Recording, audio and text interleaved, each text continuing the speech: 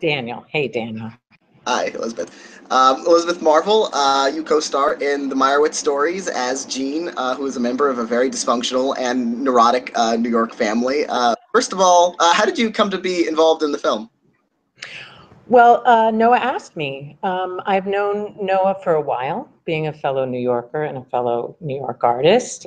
We've been around each other, and we worked on something a long time ago that kind of fell apart in the late stages. So we had wanted to find something to work together on for a while. And when he wrote this, he called me in and talked to me about it, and I loved it. I mean, it's incredible to be handed a 170-page screenplay of all dialogue, because those just don't exist anymore. So it was very exciting. And usually screenplays are roughly a page a minute. There's so much talking and over talking with this film. Was 170 pages intact as it went through the production? Completely intact, which shocked us all. I mean, I remember Dustin and I saying right away, like, how much of this is going to end up cut, but not a word. Because the interesting thing too is when we went to work on it, Noah he's such a great artist and a great writer and filmmaker, and he knows what he wants setting off, and he knows what's required. So he built in several weeks of rehearsal for us to just spend time together, sort of organically creating the family dynamic, but also spending time with the words. We would read the script through over and over and over again, because he knew that we were going to have to move with so much velocity, so much pace, and that it was very dependent on the rhythm of this collective rhythm of us finding it. So yeah, the entire script is what was shot and what the movie is. And creating this family dynamic where these characters have lifetime of history together. That rehearsal time must have been crucial in kind of developing that rapport. What kind of thoughts and developments came out of that ended up going to the film in terms of your Oh relationship? my gosh. So, it's interesting with Noah's work, a lot of it seems very improvisatory, but it's not at all. It's highly technical, um, which is a fascinating process to go through. But the life around the language is very spontaneous. And so a lot of it was us just settling in. I mean, for me to walk into a room with Dustin Hoffman, and it was an intense room to walk into. And but they're such lovely, lovely men, and they were so open-hearted, and we all took to each other very, very quickly, and had an ease by the end of the first day, really. Everyone went so well on this one, which isn't often the case, and we were really lucky that this group did, and could remain very playful while we filmed this piece, because it is so technical, and because Noah is very specific, and there were many, many takes, day after day, of scenes, because again, if you go off script at all, he's very precise, and he takes, it's always with a specific request or intention. It's never arbitrary, so you don't feel irritated by it. It's very purposeful. And so everyone was always very clear on why we were doing another take each time. And everyone was so wanting to please Noah. We all had this great desire, because we all have so much respect for him and what he was making, that everyone really wanted to keep the captain of the ship happy. What were your thoughts about this particular character, Jean Meyerowitz, when you first read that script? Well, it was so interesting for me to have Noah ask me to play her, because often I play very strong women. I'm asked to do, very powerful women, very serious women, use my lower register, and or women in extremis, women who are really on the outer edges of reality and coping. And so to play someone who is in such a different sort of landscape than what I usually walk around in is wonderful. As an actor, of course, it's heaven. And I was going to have to really create something. And Noah was so generous. He and I spent a lot of time, and I know he did this with everybody, with Ben and Adam and Dustin, and a lot of one-on-one time sort of sourcing and discussing. And one of the things that Noah led me to was, I don't know if you know the New Yorker cartoonist Roz Chast, but he introduced, I knew her work, her cartoons and stuff, but I didn't know her. And so he had me watch some YouTube lectures, interviews with her, and sort of where her voice is kind of out of her, and it's slightly off center. And so I started watching Roz, and that was really, yeah, it was really cool. It was great to be asked to go somewhere really different than anyone's ever asked me to do. Because what's interesting to me is to be asked to do what I don't know how to do, because that's when I learn, and that's when I can be truly creative. If I just sort of pull out what I know how to do, I can do it, but I don't really grow. And this was definitely a growth experience. And much of the movie is focused on Gene's brothers, played by Adam Sandler and Ben Stiller. But there comes a point later in the film where we do learn a lot more about Gene, about part of her history and her motivations. Did that scene in particular inform much of the way you kind of played her throughout the film? Like, was it a key insight into the whole character? Well, yeah, I mean, absolutely. Because Jean's experience is so different. I mean, of course, she internalizes, like all children do, her father's value system. And that's the measuring stick and the blueprint that we all carry, is what we're introduced to as children. But on the other hand, because she was so invisible to her father, she didn't grow up under the dominant gaze of his that my brothers suffer under.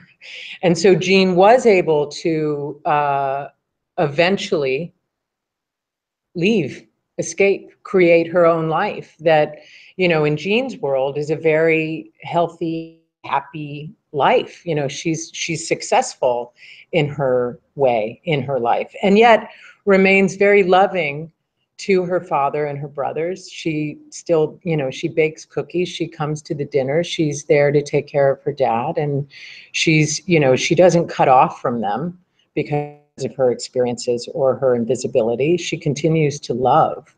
And that has to be from the same blueprint. There's something in there with Harold, who Dustin plays, my father, that, keeps me loving him, which is a part of the complicated experience we all have with our parents, especially as we grow older and the roles begin to be reversed. And yet, even as we start to go gray ourselves, we remain perpetually damaged children, working out the same things we were trying to figure out when we were 10.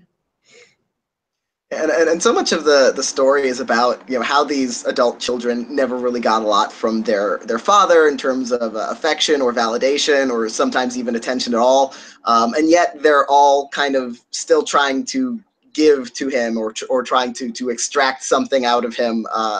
What do you think about that? Kind of sense of obligation, or is it really still a kind of love that is kind of stubborn, that they can't shake for this man who, of course, was so. I think it's both of those things. I think it's both of those things. I think we all grow up with a mythology, right? We're all sort of taught the mythology of our families, of our parents, and we believe it because we're children, and they're our gods, they're our mythos, and so we revere them, and that never goes away. And yet, if they've all, we love them forever, and that never goes away. So it's eternally complicated. And what was it like in, one of the things about these kinds of family stories is you get a lot of group scenes, a lot of, we're seeing a lot of dynamics playing out at once between different characters. And as you mentioned, the scripting is very, very specific. It feels like those must have had a lot of moving parts when you're in a big group scene. Yeah, absolutely. Like the dinner scene when Emma Thompson's character makes the shark, and that took us a few days to shoot. It was very complicated, very technical, and there's a lot of overlap, and it's very musical. You end up kind of scoring it like a piece of music, and a bit like music, but. It was also wildly fun, but at the same time you're eating like weird gross fish, and you have the spit buckets next to you for like 2 days, and you're in this strange brownstone on the Upper West Side, and you're locked in a room for 2 days, and you get very close with your fellow actors. Meyerowitz Stories was released on Netflix on October 13th, just a few days ago as we're recording this. And of course, you've been on House of Cards, so you have some experience with that kind of distribution. Now that it's becoming more of an outlet for film in addition to TV, and it's been a little controversial in places, like at the Cannes Film Festival, should streaming movies be allowed to compete and that sort of thing. What do you think about Netflix as this increasing means for filmmakers in addition to TV makers? Well, it's complicated, but it's fantastic. I mean, the amount of people that will see this beautiful, beautiful movie is increased 100-fold because it will be streaming on Netflix. It's fantastic. I mean, I've already had so many people contacting me since it dropped on Friday who have seen it because they could just watch it on their time schedule. And that's the world we live in now. That's just the time we're in. But I must say, when one of the great experiences I've had with this film was a few weeks ago, I was doing a panel for, I think it was SAG, and I sat in the back of the theater with Dustin Hoffman, one of my, revered idols as an actor, someone who changed my life as an actor. And we watched the last, 40 minutes of the movie in an audience, with an audience, and they were going wild. The response was so wonderful, and sitting there in a room full of people collectively having this cathartic response to the film was amazing. And so, the movie is a piece of cinema. Noah is a filmmaker, and it's intended to be seen on a film screen, and it's a wonderful experience to see it in a movie theater. So, I feel enthusiastic about both forms. There are positives to both.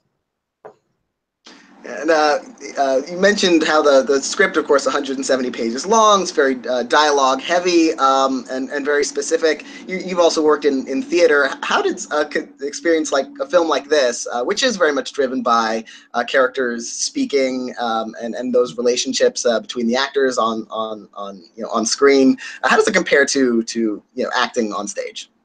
Well, it's a completely different animal. It's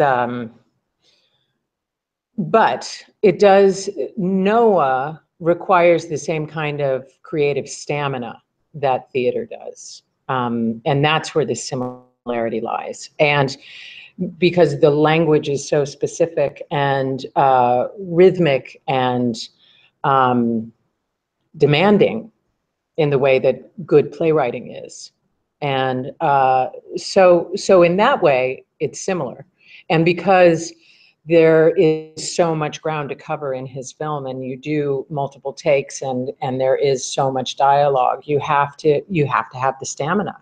You can't just be able to throw in 2 or 3 takes and then you're shot. Like, you got to be able to deliver for a while. And exciting, being there with, because also a few of these actors, I didn't know Adam Sandler, I didn't know Ben Stiller, and they are unbelievable. Those guys are unbelievable. And the emotional depth they both contain, I was mesmerized by them and their work. It was awesome.